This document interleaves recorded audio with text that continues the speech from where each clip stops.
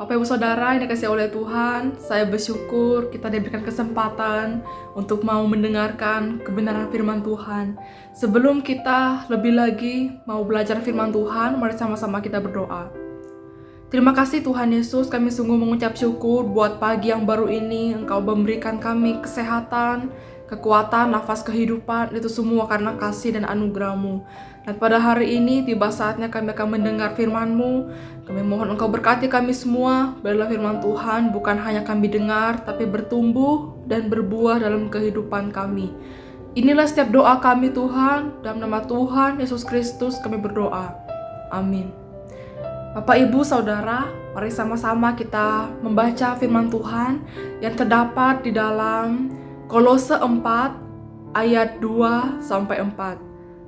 Saya akan membacakannya bagi kita sekalian. Bertekunlah dalam doa dan dalam pada itu berjaga-jagalah sambil mengucap syukur. Berdoa jugalah untuk kami supaya Allah membuka pintu untuk pemberitaan kami, sehingga kami dapat berbicara tentang rahasia Kristus yang karenanya aku dipenjarakan. Dengan demikian aku dapat menyatakannya sebagaimana seharusnya. Sedemikian jauh pembacaan firman Tuhan. Saudara, berbicara tentang doa, saya teringat sebuah lagu yang seperti begini bunyinya. Berseru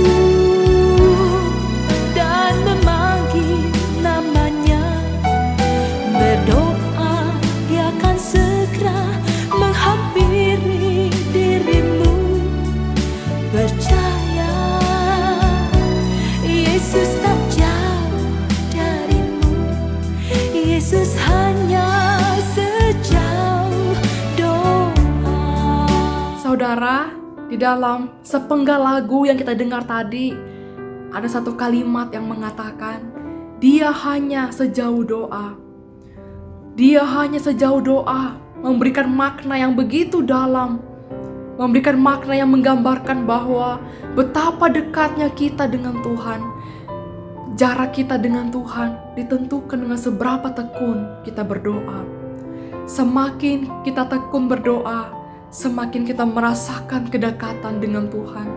Sesungguhnya saudara, bila kita merasa Tuhan itu begitu jauh, berarti ada sesuatu yang belum beres dalam kehidupan kita, yaitu dalam hal berdoa.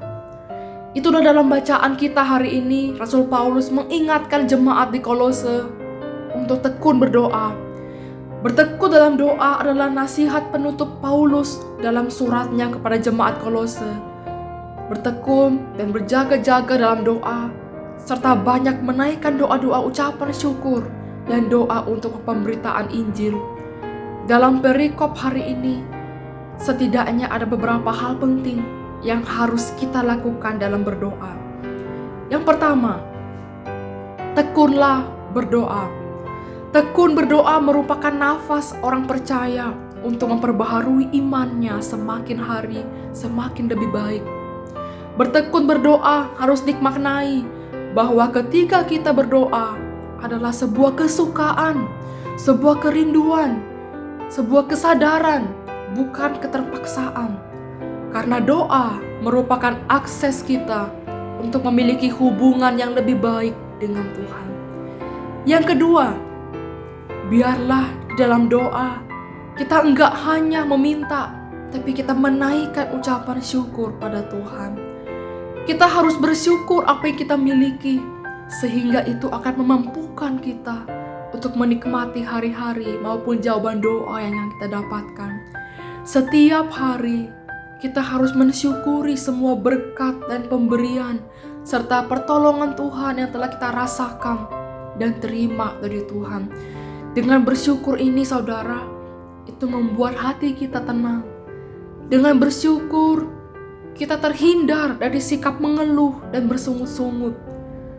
Ketika kita bersyukur, maka kita bisa menerima hidup kita apa adanya.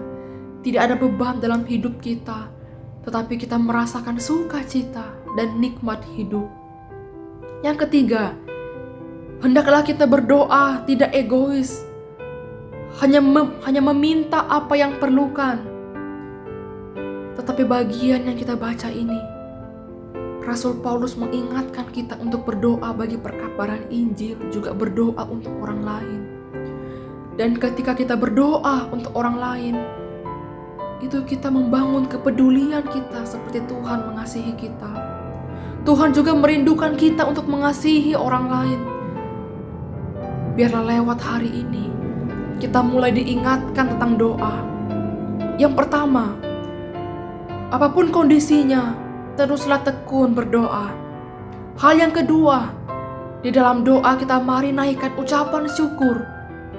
Dan yang ketiga, biarlah dalam doa tidak hanya berdoa untuk diri sendiri, tapi juga berdoa untuk orang lain, bagi gereja, bagi pekerjaan Tuhan, bagi bangsa, dan juga orang-orang yang belum percaya. Amin buat firman Tuhan. Mari sama-sama kita berdoa. Terima kasih Tuhan Yesus, hamba-Mu telah selesai berbicara. Kami mohon mampukanlah setiap kami Tuhan, biarlah hidup kami makin hari makin dekat dengan Tuhan. Dan biarlah hidup kami makin setia di dalam bertekun dalam doa.